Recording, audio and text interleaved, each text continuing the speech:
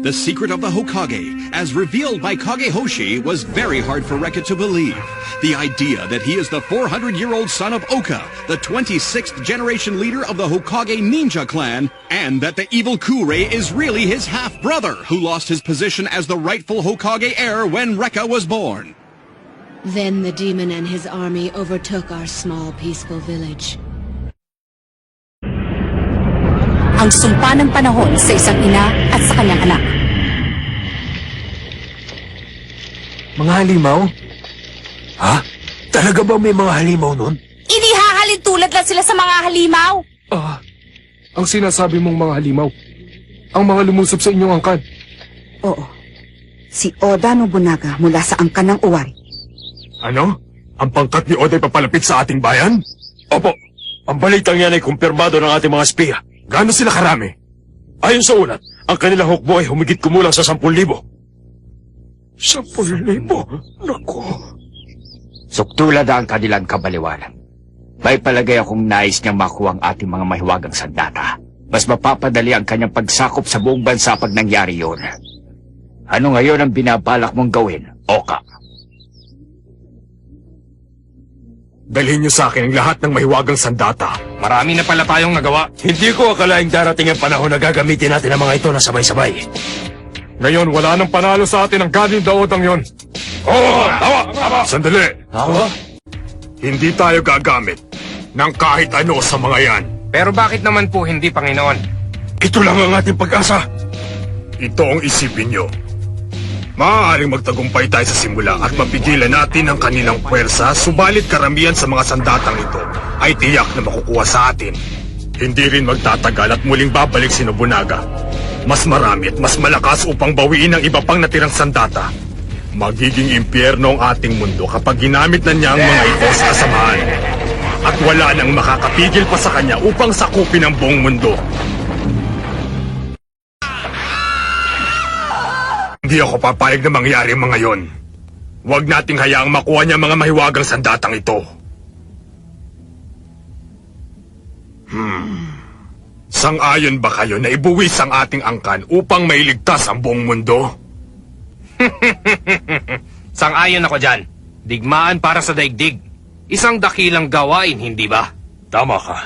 At ang ating angkan ang siyang magsisimula ng kanyang katapusan. At kahit na 10,000 ang kanilang puwersa, naniniwala ako na mananalo pa rin tayo sa kanila. Simulan na ang digmaan para sa ating kinabukasan! Ang mahal ko. Pinasya nilang harapin ang puwersa ni Oda nang hindi gumagamit ng mahiwagang sandata. Kagero, patawarin mo ako. Marami akong naging pagkukulang sa'yo. Ganon din kay Rekka. Wala akong nagawa para sa kanya. Ang maging kabiyak ng iyong puso ay sapat na para sa akin. Maligaya na ako. Kagero. Mahal ko. Paalam.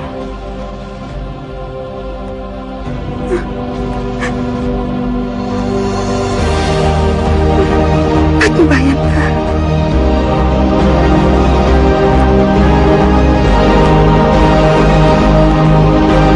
Panginoon, ang lahat ay nasa kanilang mga pwesto at nakahanda na. Magaling. Ang mga mahiwagang sandata ng Hokage ang umakit kay Oda upang lusubin tayo. Hindi mangyayari ito kung hindi dahil sa mga sandatang yun. Nandiyan na sila! Nandito lang pangkat ni Oda!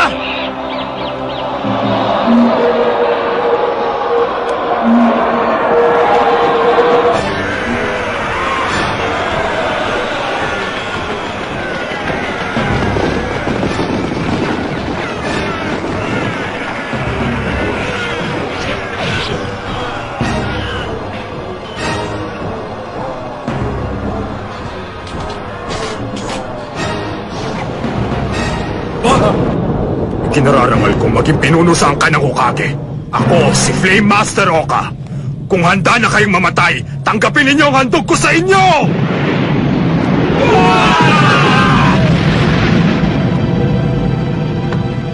Ngayon, ang aking mga kamay at alab ay nabahira ng masamang dugo ng kanilang digmaan. Subalit, taglay ko man ang sinumpang bisig na ito. Idinuyang ko dito ang aking mga anak. Pinaligaya ninyo ang aking buhay.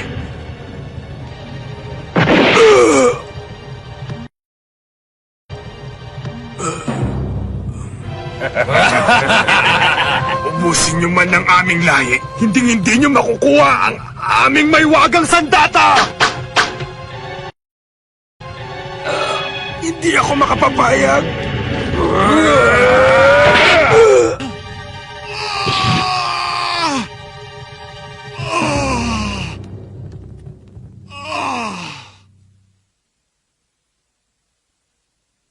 Si Oka ay 32 taon noon.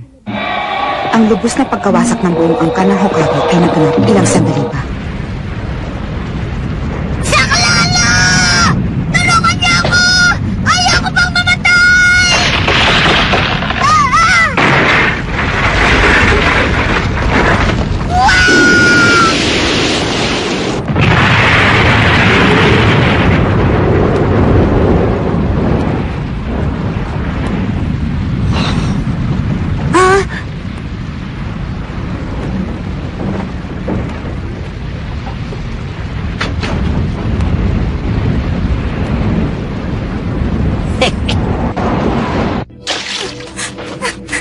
Wala kayo ititirang buhay! Patayin na lahat ng kasapi sa angka ng Hokage! Babae man o bata!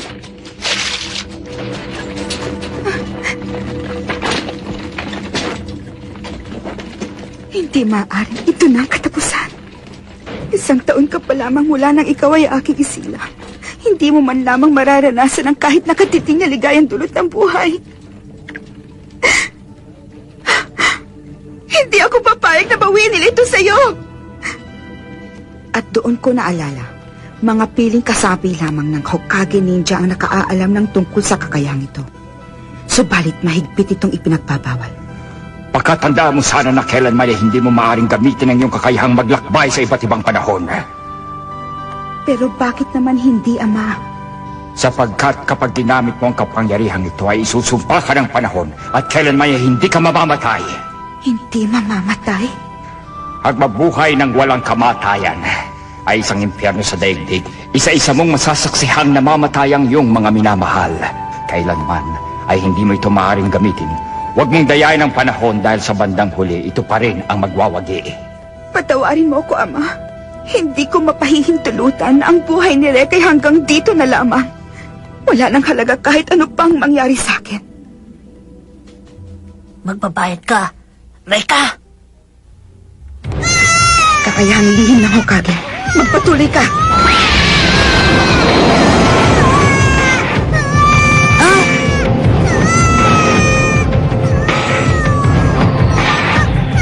Paalam.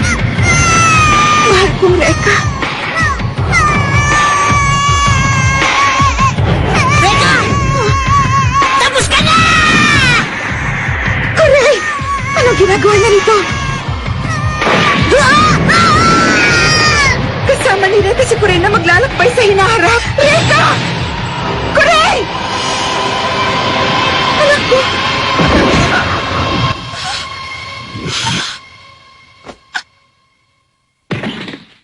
Reka. Matapos ang digmaan sa loob ng isang gabi lamang,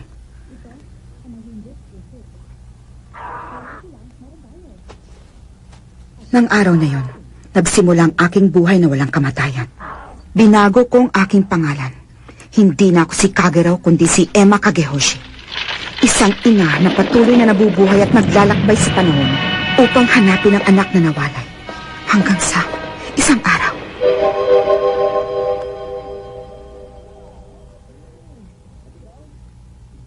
Natagpuan kita.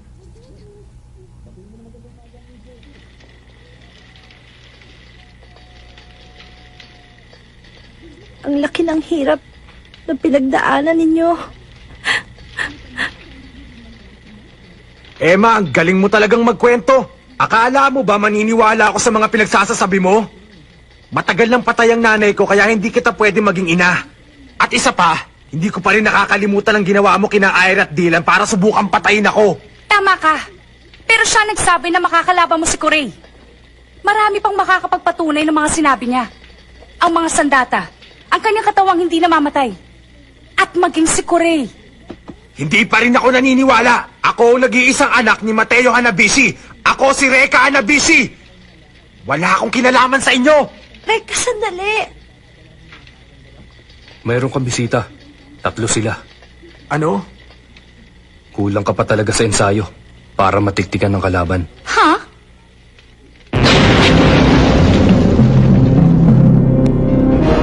Sino yan? Nandito kaming 3 para tapusin kayong lahat.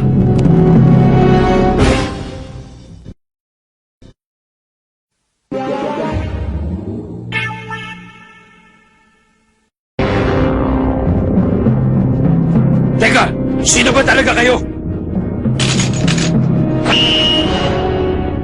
Mga mahiwagang sandata, mga tauhan sila ni Corey. You got that right. Hindi kayo ubra sa taglay na bilis ni Hanimaru! Ha!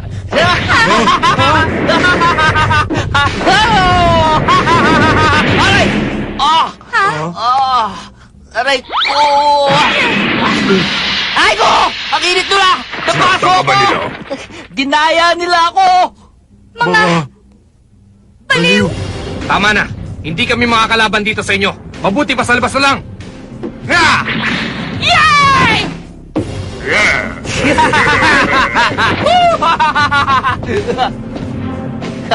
Huwag nyo na kaming pagantayin. Bilis-bilisan nyo na ang kilos. Sige, nandyan na kami! Ingay nyo naman.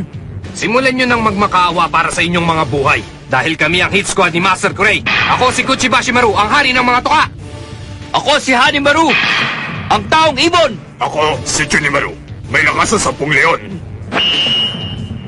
Kami ang pinakamabangis. Ang pinakamalakas! na 3 hangal.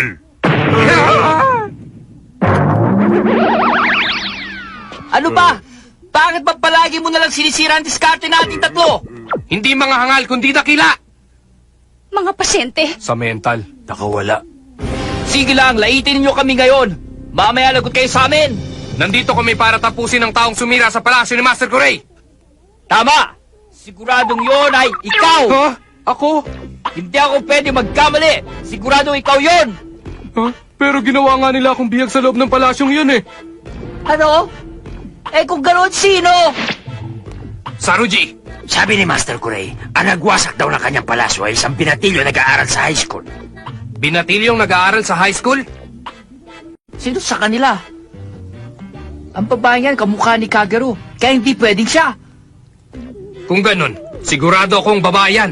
Yan naman, matanda na para maging mag-aaral sa high school. Kung ganun, Ikaw yon! Ano? Mukha ba akong lalaki? at ako naman, napagkamala mo akong babae. Hoy, 3 bugok. Reka! Nakakasakit kayo ng damdamin dahil hindi nyo man lang ako binanggit. Ano? Ibig mo sabihin, ikaw ba yung... Ako si Reka Hanabishi. Ha?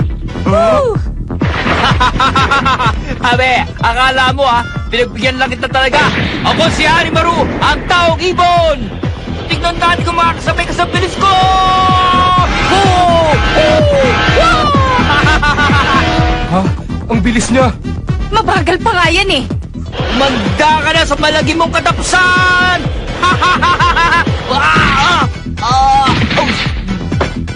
Mali ka ng pinili mong makakalaban. Dahil mainit ang ulo ko!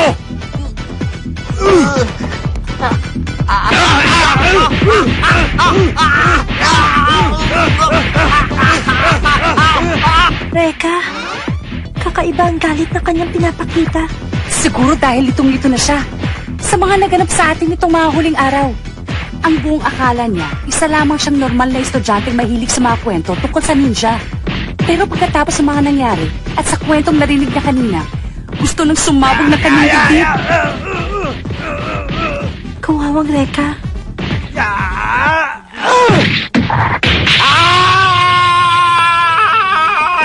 Hanimaru!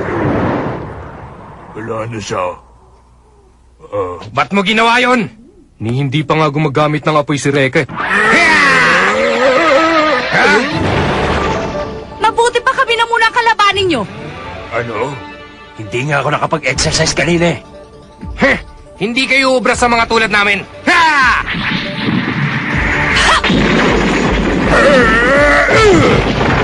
Sabihin mo nga sa akin, saan lupalop kayo nang galing?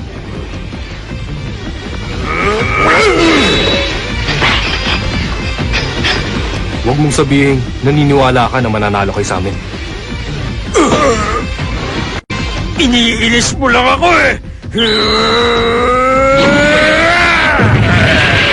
Marahil ay karaniwang siga lamang ang mga yan.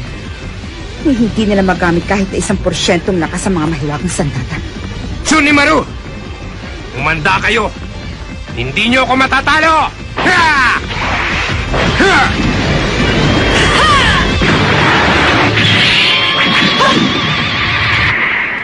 Prinsesa! Huli ka! Tabi! Wala akong pakialam kahit sino pang mahuli ko sa inyo!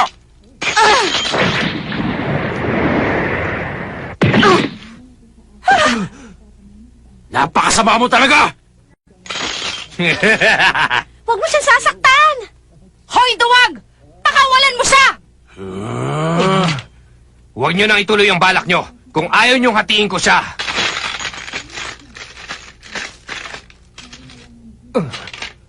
Tama na. Huwag kayong mag-alala. Hindi ako maaaring mamatay sa mga ganitong bagay lang dahil, sabi ko nga, ako ay walang kamatayan. Tama na. Pero Emma, alam kong nakakaramdam ka ng sakit dahil nagdudugo ang iyong katawan. Baliwala ito, Ana. Tama na! Pagbabayaran nyo ngayon ang kahihiyang dinulot nyo sa aming grupo! Hiya! Hiya!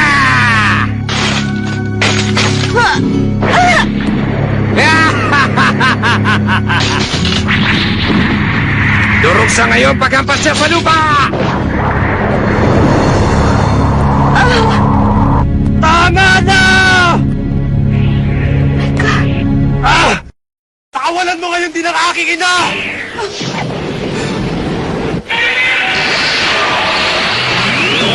Ano yun? Flame power!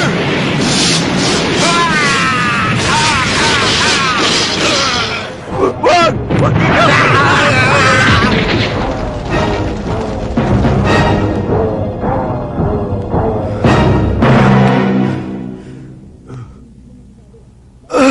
Nasaktan ka ba na? Miss Emma?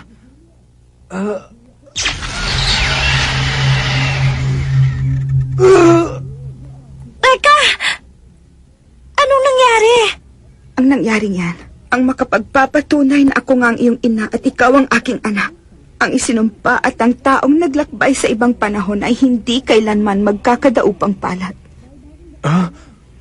Hanggat hindi ako nakakawala sa katawang ito, ikinaraarangal kita maging anak. Reka.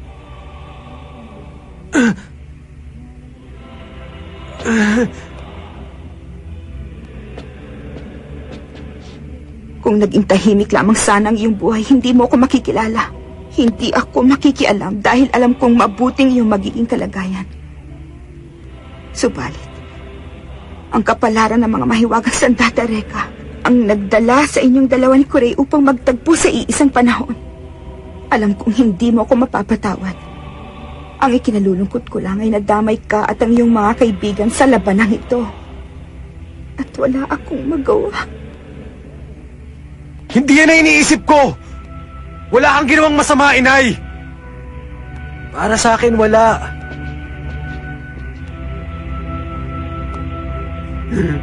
Tinawag din niyang nanay si Miss Emma.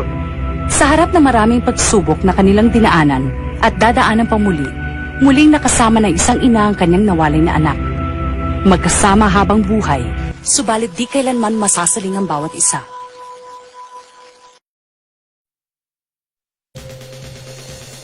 That's it. I've got to become more powerful so I can settle this thing with Kure. But the first thing I gotta do is master the 8 dragons. I know how dangerous it is, but I have to risk it if I want to beat Kure. Next time I'll get them all. I won't fail. Next, ready to fight. Rekka's challenge. My heart is burning with fire.